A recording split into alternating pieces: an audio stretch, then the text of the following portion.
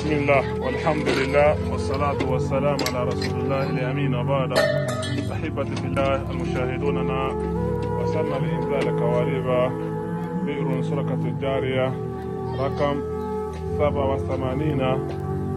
المتبرع فاعل خير أبو عبد الله حفظه الله وبارك في حياته، ونسأل الله سبحانه وتعالى يحفظ المملكة العربية السعودية من كل سوء مكروه.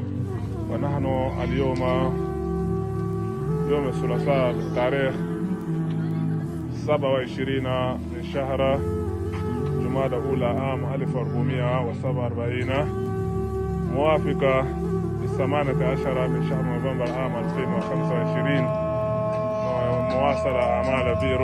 نسأل الله وجل أن يبارك مؤسسة رحمة الإنسانية. وكما تشاهدون القوالب يجري لإنزالها.